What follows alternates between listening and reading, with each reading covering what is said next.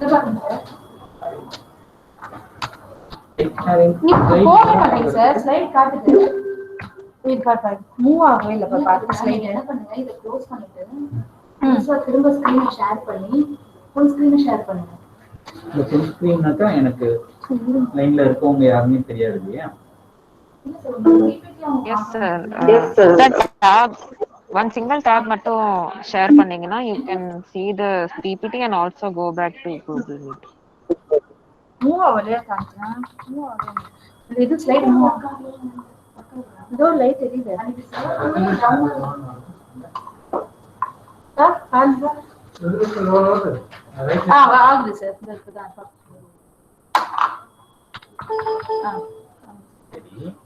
இதுல வரணும்ன்றீங்களா சார்? நீங்க இதுல வரணும்ல எனக்கு வேண்டாமா சார்? இப்படி பார்த்து சொல்லுவாங்க சார். இப்படிதான் போடுவாங்க sir.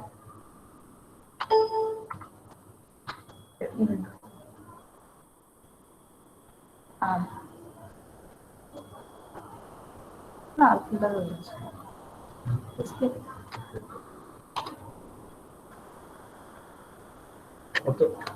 Is the slides visible, ma? Yes, sir. The title slide is visible. Yes, sir. Acute. The slide is visible, but I'm not able to put it in a separate window. But that's okay. No problem. Okay, we'll just start now. Okay. அவங்க கொஞ்ச நேரம் wait பண்ணிட்டு நான் முடிச்சிட்டேன்.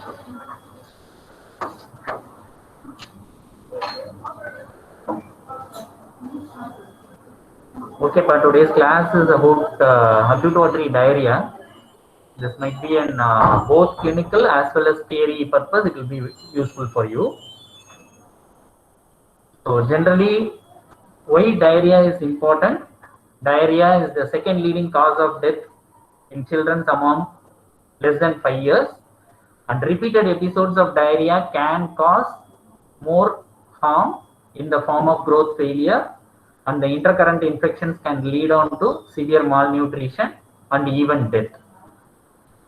So diarrhea is very important from children less than 5 years age perspective. So what is the diarrhea and how do you define diarrhea?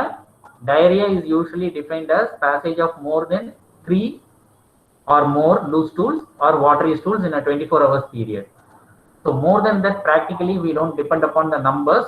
We look in for a change in the consistency and character of the stool recently with more of watery content rather than the number of stools. So the definition for acute watery diarrhea, acute is if it is going to be less than 14 days, we call it to be acute. More than 14 days, we call it to be chronic. And among your chronic diarrhea, there are two things. One is your persistent diarrhea and your chronic diarrhea, which will be done till an other class. So today we will be looking at only acute watery diarrhea. So what is the types of diarrhea? Acute watery diarrhea, secretory diarrhea, invasive diarrhea, and osmotic diarrhea. So the name itself implies that there is going to be more secretion of sodium chloride because of the pump failure, and normally even our intestines receives large amounts of input, that is to the tune of around 8 liters, and all those things has to be observed. If it is not observed because of the ionic pump failure, we call it as an secretory diarrhea.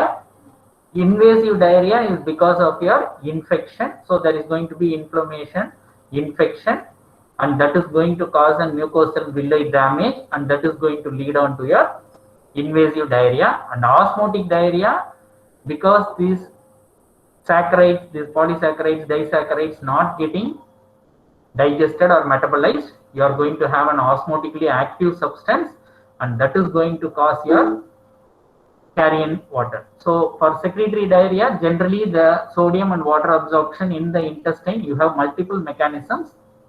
The most important one is your glucose linked sodium absorption, and there is also direct absorption of sodium and chloride through the ionic transporters, and sodium absorption in exchange for your hydrogen ions, and there is a bidirectional absorption and secretion of sodium and chloride.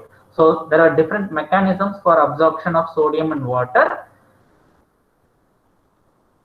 So in case of a secretory diarrhea, example like E. coli or Vibrio cholera, they generate toxins, and these toxins inactivates and leads on to cyclic AMP. The cyclic AMP acts on all the pathways of sodium absorption from the lumen except glucose and glucose-linked sodium transport. So this is very, very important. This glucose-linked sodium transport is very important because that is the only mechanism which is not affected by your toxin, and we are going to target that in our treatment. Okay, so this is your secretory diarrhea. Your invasive diarrhea, there is going to be infection of the intestinal mucosal cells, setting up an inflammatory reaction, and this inflammatory reaction is going to be spreading from cell to cell. And here, apart from your watery diarrhea, there will be blood and mucus because of the ongoing inflammation. So you can clinically distinguish your acute watery diarrhea and your dysentery. So any loose stools mixed with blood and mucus, you call it as a dysentery. So the common causes of dysentery in our Indian scenario is Shigella, Amoeba, Campylobacter and Salmonella species. This is a study where they have done to find out what are all the common organisms causing acute watery diarrhea, and rotavirus tops the list. Your Vibrio cholera and Giardia comes next. Your E. coli, adenovirus, Shigella and Entamoeba histolytica. So this is the frequency of infections among the Indian scenario. Generally, if you are suspecting a dysentery, Shigella is the main culprit. Next comes your amoeba, next comes your Campylobacter and your Salmonella. So the classification of diarrhea, diarrheal dehydration. So diarrhea, mainly we are going to concentrate on dehydration.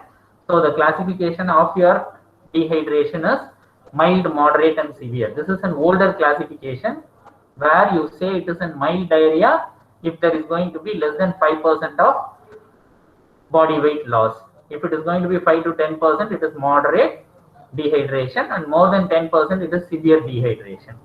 But for which you should know what is the pre-morbid weight of the child. In our socio-economical status, we don't have a pre-morbid weight, that is weight of a child exactly to be before the onset of the diarrheal illness. So to use this criteria to classify the dehydration into mild, moderate, severe is a bit difficult. So for use in the third world countries, WHO has classified diarrhea into no dehydration, some dehydration and severe dehydration with few reliable clinical signs. So we don't go by the body weight, we go by some clinical signs which are very easy and which are very only few. It is only 4 to 5 signs which you use, because the signs of your dehydration, when it appears, the child would have already gone in for mild to moderate dehydration. Less than 5%, there is going to be no signs. It is only thirst and irritability in the child. After 5% to 10% only the signs manifest. So what are all the clinical signs for us to assess the diarrheal dehydration? So one is the general well-being of the child. Next one is going to be the sunken eyes. Third one is going to be the child, whether it is drinking normally or drinking very eagerly or it drinks very poorly, and the skin pinch.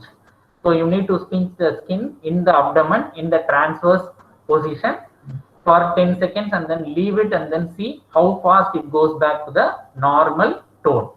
So if the skin pinch goes back quickly, it is normal. Slowly, if it is moderate, then if it is going back very slowly, then it is severe. So you don't have to have much of an equipments or any clinical equipment to assess these things. The general condition, the eyes, the thirst and the skin pinch, this is what is recommended by WHO. So depending on these clinical features, you classify the diarrheal dehydration into either no dehydration or some dehydration or severe dehydration. So depending upon your classification, we are going to manage the child. So if the child comes in category A, which is no dehydration, that is the child is well, the eyes are normal, the child drinks normally and the skin pinch goes back quickly. So there is no need of any treatment. Routine homemade fluids with each loose stools is going to be adequate. We will see in the next slide.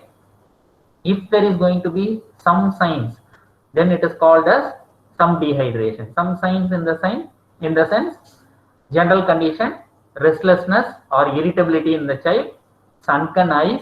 The child drinks eagerly and thirst. The thirst mechanism, because of loss of your extracellular volume, is being stimulated, and the skin pinch goes back slowly. If the patient has 2 or more signs, then it is called as some dehydration. Then we need to treat the child with oral rehydration therapy. If the child's general sensorium is lethargic or unconscious, and the eyes are sunken, and the child not actively drinking or not able to drink, and the skin pinch goes back slowly, this is a sick child. The child is not active, it is lethargic, the eyes are sunken, the child is not interested in drinking, and the skin pinch goes back very slowly. 2 or more signs indicate severe dehydration. Severe dehydration, the percentage of fluid loss is more than 10%, or the weight loss is going to be more than 10%. So initially we need to rehydrate the child with intravenous therapy, and then supplement with oral rehydration salts as soon as the child is able to take orally. So which category? Either no dehydration, some dehydration, or severe dehydration, whether the child comes in which category. So if the child is going to have no dehydration, we presume that the percentage of body weight loss is less than 5%, and the estimated fluid deficit is less than 50 ml per kg. So there is going to be no need of any deficit replacement. It is only replacement of the ongoing losses of the fluid and electrolytes. It is only homemade fluids for every loose stool. So ongoing loss means if the child passes stool, you give some amount of a rehydrating fluid. It is a homemade fluid, or you can even give an oral rehydration salt. For every loose stool, 10 ml per kg, or if the child is going to be less than 2 years, 50 to 100 ml, and more than 2 years, 10 to 100 to 200 ml. Either you can go by body weight or general by ml. So replace the fluid as and when the baby passes stools and he passes in. This is all homemade fluids, or you can use oral rehydration solution. If there is going to be signs of some dehydration, wherein we quantify it to be 5 to 10% of deficit, that is the extracellular fluid, which is reflected as 5 to 10% of body weight loss. The estimated fluid deficit is 50 to 100 ml.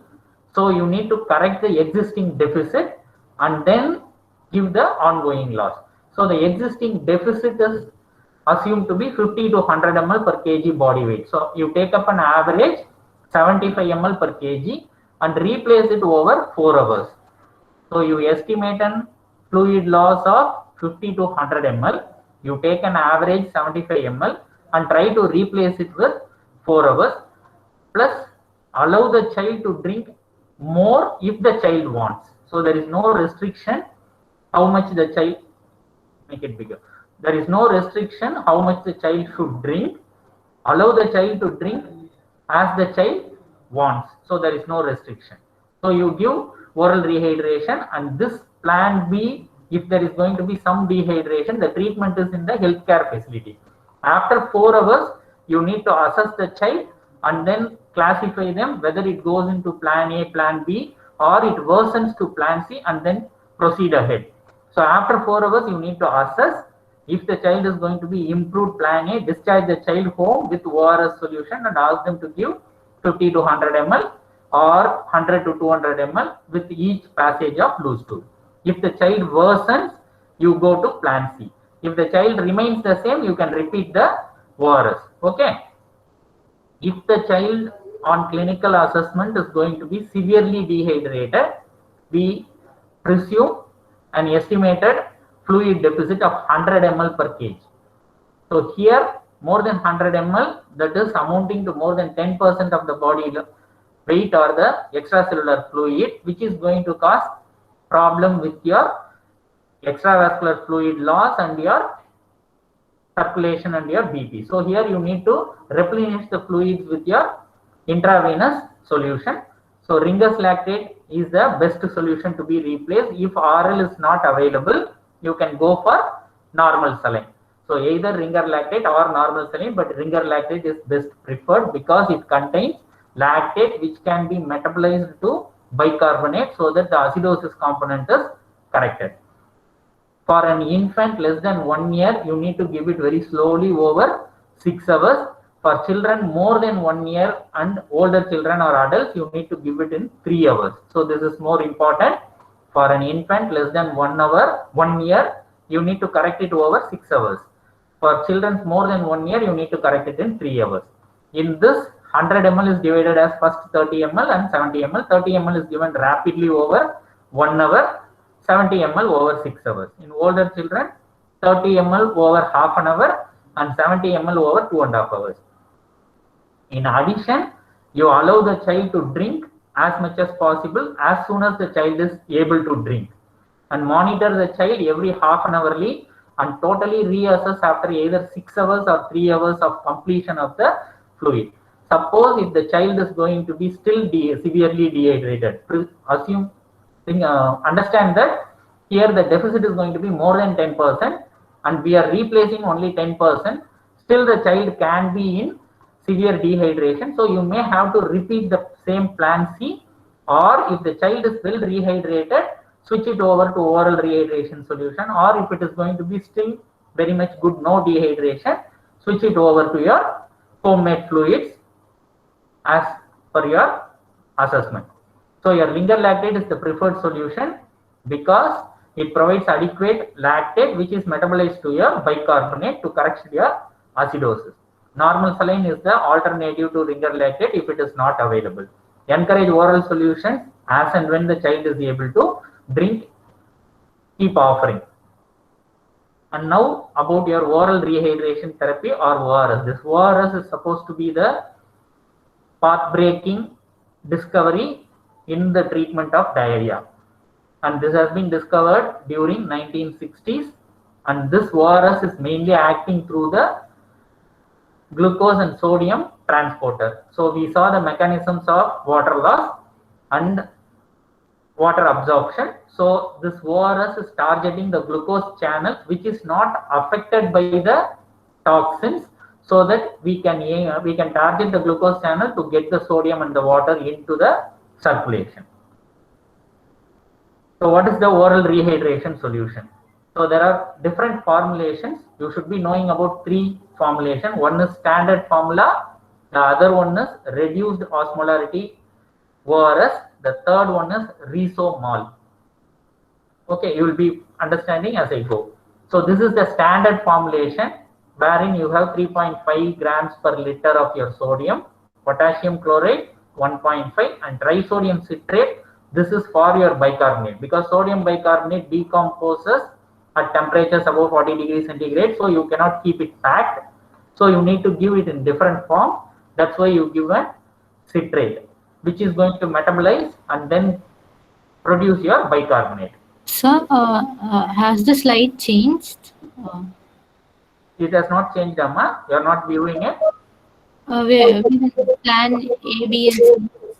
Still it is there? Yes, sir. Oh. Now it is changed. Now it is okay, what? Yes, sir. Okay, ma. Wait, 1 second. So you were stuck here. Yes, sir. We were stuck here. Yes. Okay, fine. There is nothing much after that. So we said why your Ringer's lactate is preferred, because your lactate is metabolized and your bicarbonate is produced. So normal saline, if your RL is not available, and encourage the child to drink as and when the child is able to do so. The oral rehydration therapy, it is the path-breaking discovery, and we targeted the glucose transporter to get the sodium and the water into the gut.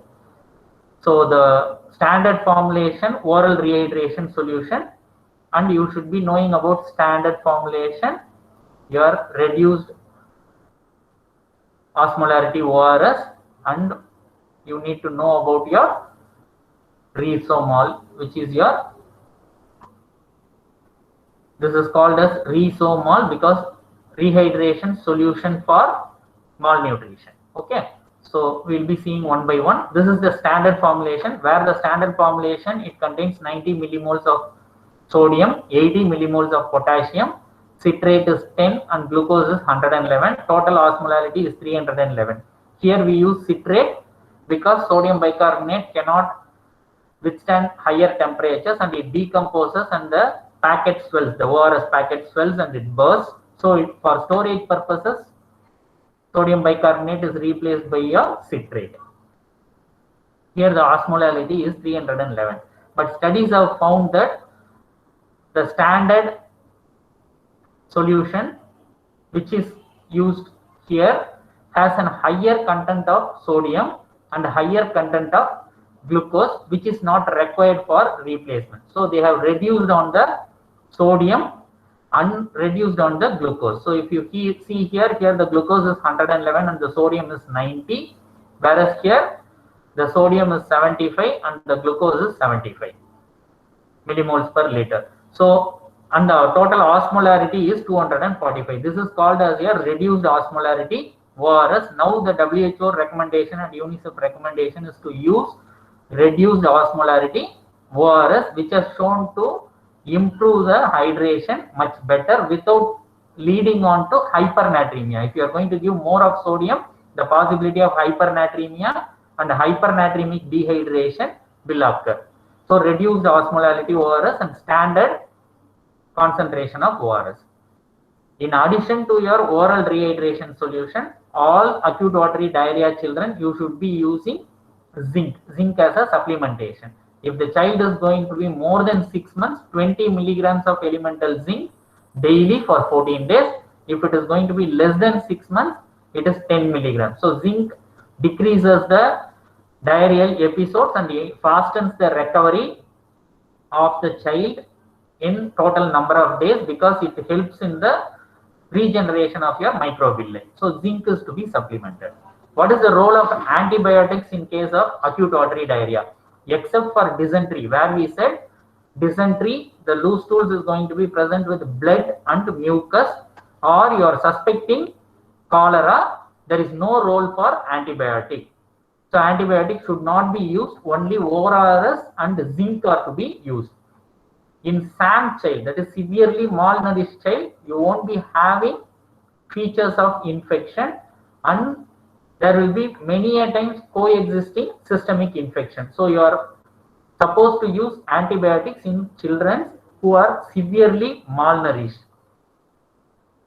And diarrhea, during diarrheal episodes, the malnutrition is getting aggravated because the childs don't take food alone because of the illness, and the absorption in the intestine is also affected. So food intake should never be restricted and the child should be encouraged to take large amounts of regular food what the child used to be, both during and as well as following the diarrhea. That will prevent the child from going in for malnutrition. So what are all the complications expected during the diarrheal treatment and dehydration treatment? As we said, hypernatremia in some children with diarrhea, that is where the standard formula ORS and your reduced osmolarity ORS came into play. So don't use high sodium concentration. And your canned drinks like your fruit drink, carbonated cold drinks, because many parents used to give these drinks just to encourage that if the child takes at least something, it will be good. So those are hypertonic drinks which can again lead on to your hypernatremic dehydration and hypernatremia. Hyponatremia, if we are not using the oral rehydrated salt solution and we are using only plain water for drinking, the child can go in for lower sodium concentration and hyponatremia.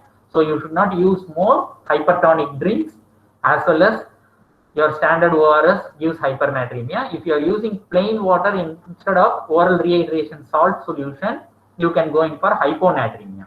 And because there is large amounts of potassium losses, hypokalemia, if you are not replacing the potassium properly, and metabolic acidosis, because the acute watery diarrhea, you lose large amounts of bicarbonate in the stool, and if you are not replacing with proper bicarbonate, then you can go in for metabolic acidosis. So these are all the complications of acute watery diarrhea, like hypernatremia, hyponatremia, hypokalemia, and metabolic acidosis. So what is special about severe acute malnutrition? Severe acute malnutrition is special because this is more prevalent in our community. and these are the children who go in for acute watery diarrhea more frequently. So you should assess the nutrition of the child before you start treating the child. If the child is having severe acute malnutrition, the first and foremost thing is you should not be using intravenous fluid first instance. Try and give maximum possible oral rehydration solution. If at all, if the child is not taking orally, you want to give intravenous fluid, give it very, very slowly with monitoring of your heart rate and respiratory rate. Because these malnourished children, the cardiac contractility is poor and the child can go in for cardiac failure, pulmonary edema and respiratory distress. So monitor your heart rate and respiratory rate. As much as possible, try to be replaced with oral rehydration solution and not with your intravenous fluid. And you need to monitor the serum electrolytes and you need to give antibiotics. We already said the indication for antibiotic, apart from your dysentery, cholera, it is a severely acute malnourished child. So they will be having always associated infections. So try to give them antibiotics. Apart from your oral rehydration solution and zinc and your antibiotic, you need to supplement these children with vitamin A.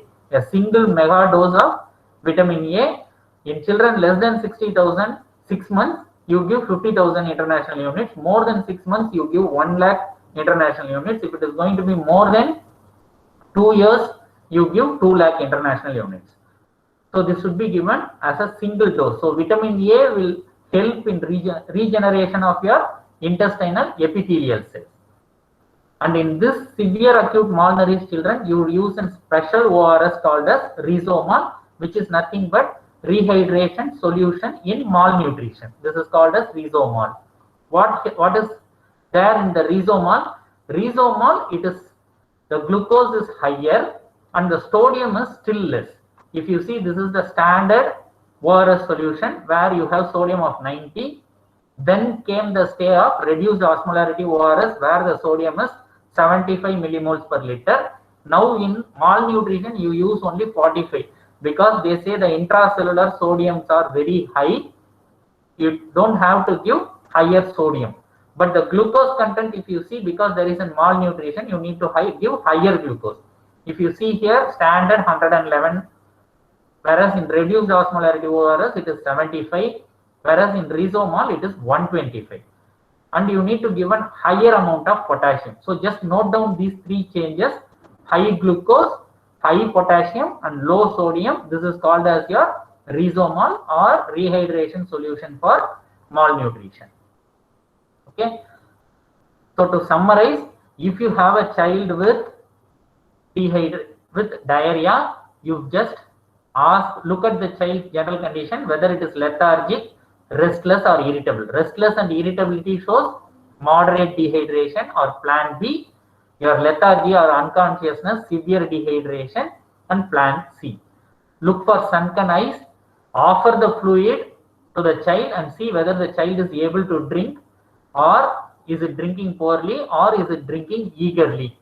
Then pinch the skin and then see whether it is going normally, very slowly, that is more than 2 seconds, or slowly. Based on your assessment, you decide whether the child is in no dehydration, some dehydration, or severe dehydration. No dehydration, homemade fluids and zinc supplementation. In some dehydration, oral rehydration solution, you anticipate a deficit of 50 to 100 ml. So on average, 75 ml per kg over 4 hours and then reassess. If it is severe dehydration, more than 10% weight loss, so 100 ml, depending upon whether the child is an infant or more than 1 year, you treat it with 6 hours or 3 hours IV fluid, then reassess the child and then switch over to plan B or plan A from plan C. So this is in nutshell about your treatment for your acute watery diarrhea. So to summarize, acute watery diarrhea less than 14 days, and it is most common cause for malnutrition, and globally it is the leading cause for death in children under 5 years. There are 3 types of acute watery diarrhea: secretory, invasive and osmotic. And the name itself implies secretory, there is going to be pump failure; invasion, there is going to be infections; And osmotic, there is going to be no metabolization of your disaccharides because the microvilli are going to be destroyed.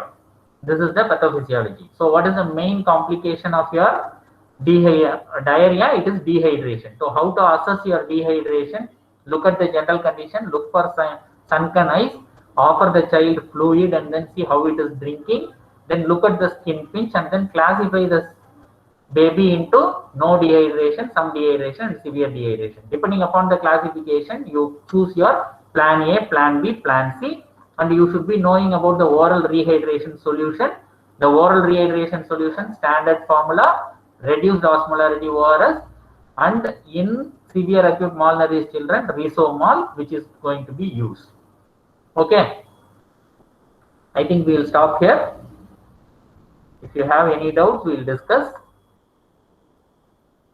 Sir, what is the role of probiotics in acute watery diarrhea, sir? There is no role of probiotics, it is just going to be a placebo-like, which is going to only add on to the normalizing the microflora. We normally expect in diarrhea, the microflora is going to be altered. So we try to replace it with microflora in the form of probiotics, but the studies have shown that probiotics are not altering the frequency or the recovery of the baby, so it is not recommended as a whole. Okay, sir. Yes, we can use. Sometimes like antibiotic induced diarrhea, we use it more. Sir, if the child is vomiting, should the mother still be feeding the child, sir? Breastfeeding, yes, 100% they need to continue. If the child vomits, don't stop there. Keep offering after every 10 minutes the child fluid. Sometimes once the rehydration happens, the child's vomiting stops. Generally, antiemetics are not advised at the first instance. If the child's hydration improves, if the child's general condition improves, the child starts to take orally well.